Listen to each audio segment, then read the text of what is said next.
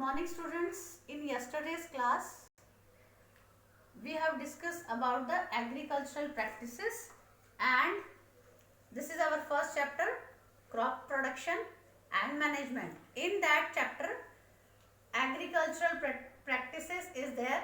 In that we have already discussed about the two types, that is soil preparation and selection and sowing of seeds. Now we'll move on the third practice, that is irrigation.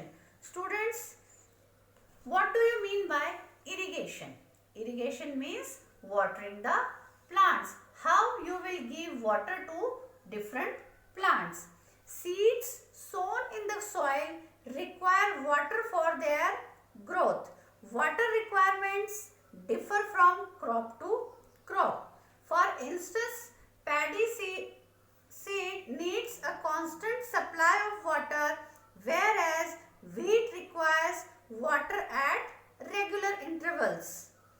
Rainfall is one of the sources of water for crops, as one cannot always depend on rainfall. Other way of supplying water to crops have been devised.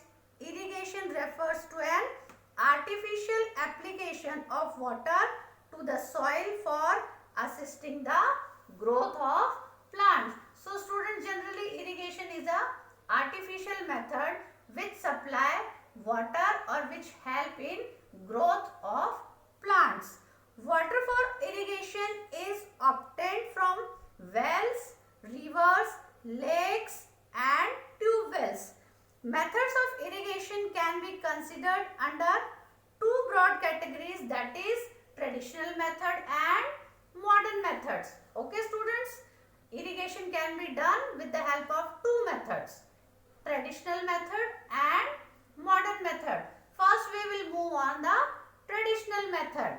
Students, examples of traditional method are canal irrigation, furrow irrigation, chain pump, moat, dhekli, rahat.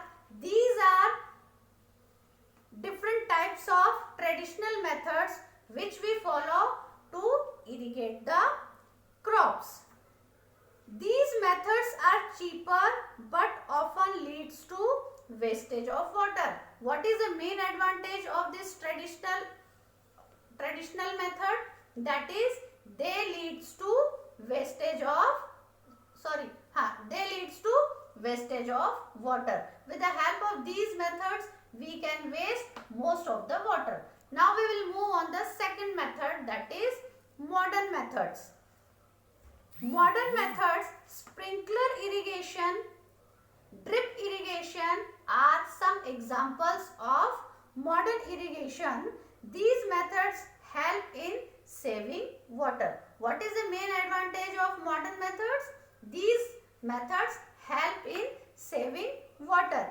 Generally, what we are doing in the sprinkler irrigation, sprinkler irrigation is a method that involves pumping water under pressure through nozzles and spraying it over soil like artificial rain. This method is particularly effective for irrigating uneven land and areas having sandy soils. Next method is drip irrigation. In drip irrigation, this method involves the use of pipes or tubes with very small holes to deliver water drop by drop directly at the base of each plant. This method is very useful for areas having a shortage of water. So students, understand it about the irrigation method and how we can use two methods, traditional method and modern methods. So students, will move on the fourth agricultural practices, that is weeding and crop protection. The definition of weeding is the process of removing weeds is called weeding. Okay students, we will move on the topic, that is types of weeding. Weeding is generally can be done by two types. First one is manual weeding and second one is using weedicides. Students, weeds can be uprooted either by hand implements such as harrow, trowel and hoe. These implements are used in manual weeding. But this manual weeding is having some disadvantages. First one, it is time consuming and may even leads to accidental or removal of desired crops. Second disadvantage is the implements used as trowel, harrow and hoe are made of iron and need regular maintenance to prevent rusting. Okay, these two are main disadvantage of manual weeding. Now we'll move on using weedicides. A weedicide is a chemical that is used to destroy weeds. Weedicide destroy the weeds without affecting the crops. Examples are metachlor and cyzazine are the two weedicides which we use to kill the or to remove the weeds. Animals such as rats and insects also damage crops. Such are called pests. Most pests can be destroyed by using chemical pesticides.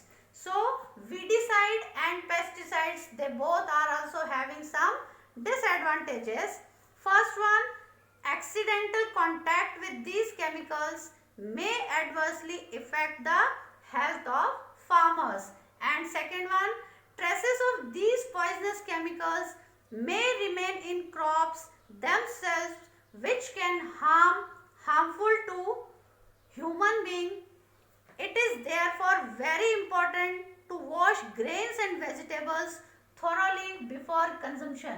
Means before we have to use all these food crops from the field, first we have to wash it, otherwise it will affect our health. So students, today we have discussed two agricultural practices, that is irrigation and weeding and crop protection. Remaining topics we will discuss in next class. I hope you understand it very well. Thank you.